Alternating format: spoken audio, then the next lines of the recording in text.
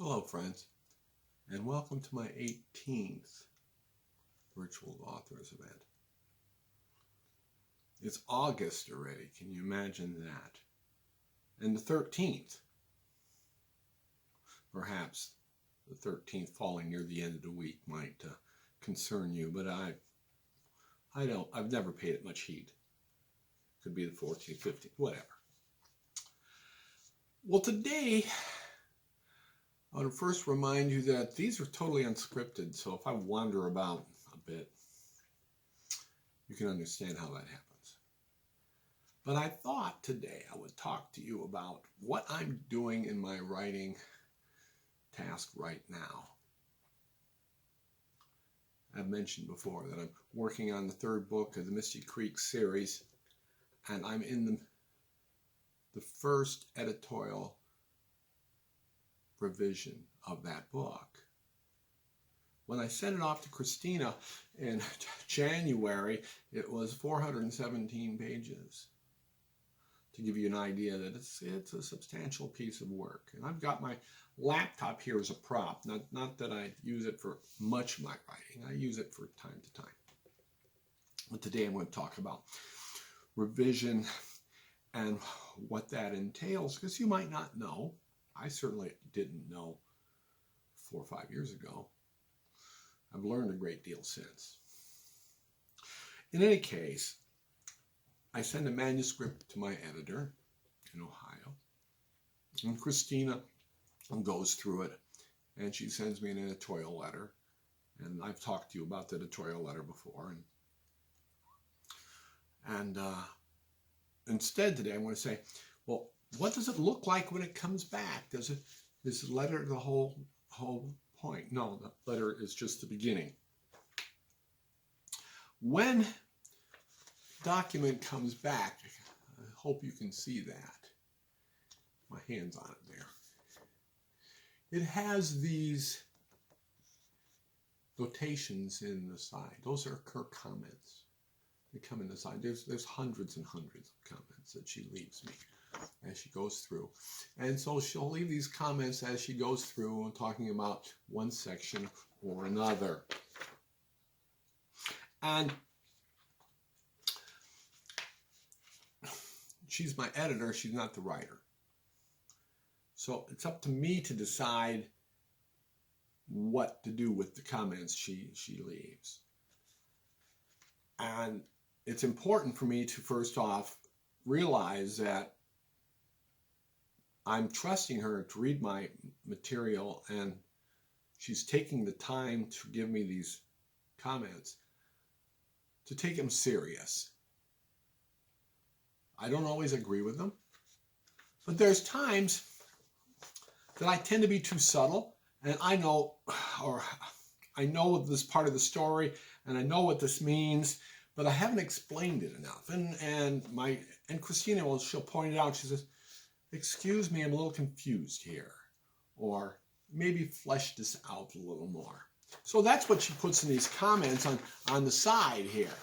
It's above and beyond the 20-some page letter. And so I go through this page by page by page, and this is about 430 in now, which is longer than I started. And anytime I make an addition, I've highlighted it. It comes in red. When I type it in, it's red.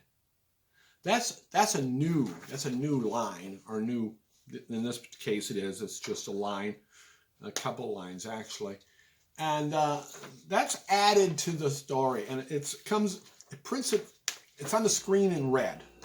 It also shows this line on the side, any place that I have made a change. So that's how I keep track of what I've done compared to what was, without going back to another file of manuscript and trying to figure it out. It's right obvious, it's bright red on the page. And sometimes they're just a few words. In this particular sentence, it was just how. I added that in there, and then things like that. So that's my additions. Now, the next thing my revisions show is I've boxed this off to make it a little different than what I was showing. These are changes I made. This box here is a section that's been moved from one part of the book to where it is now. And that shows up in green, and it's double underlined.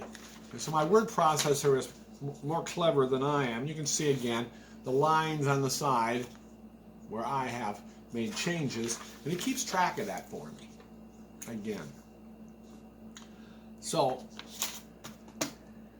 but sometimes the changes that are suggested or inspired that I do are more dramatic. They're more than just a word here, a single sentence there. In that case, it may be, and this I've got an example here of about, it's just about a half page of additions here. A little bit on this page and almost a half page on that page. And so, and that is added to the manuscript, these additions. And these additions might be, as I said before, a clarification of something or a reinforcement of something or things like that.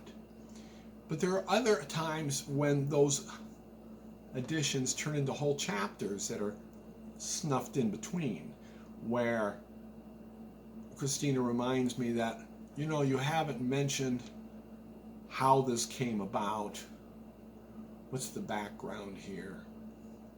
Or you have a character that's not real important, but you haven't mentioned this character in 100 pages.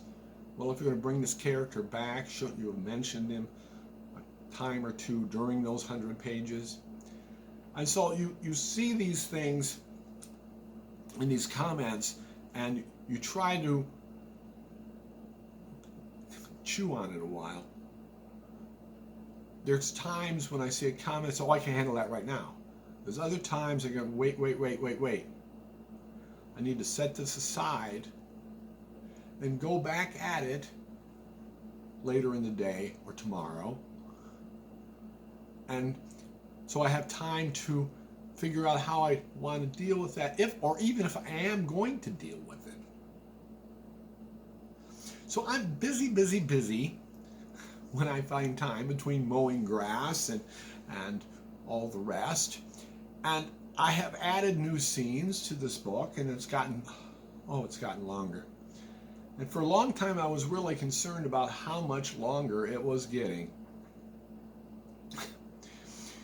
In Misty Creek, I added 25% between the rough draft and the final draft of the book.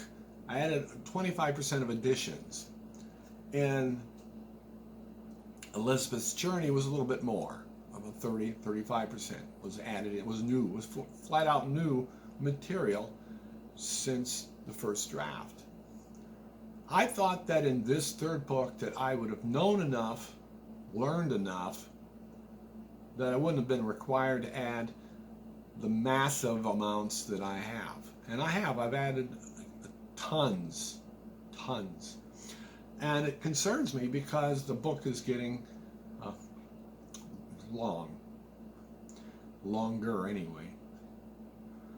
I anticipate that I will be cutting some off the end, having it end sooner than I originally planned. That being said, I think it's going quite well, considering. It's been a hard revision, the most difficult one I've done in my memory. But then again, that doesn't mean it is. It just seems that way. Our most difficult problems now seem more difficult than the problems we had 2 years ago. You know, it's like that. Okay. In any case, we've used up our time, and I hope that you are still well, that you are beginning to generate a more normal pattern to your life than what we have over the last year and a half. It's late summer, as I said. It's the middle of August. And I've got grass to mow, so I guess I better get to it. So in any case, thank you for taking a few moments. And have a great day. God bless.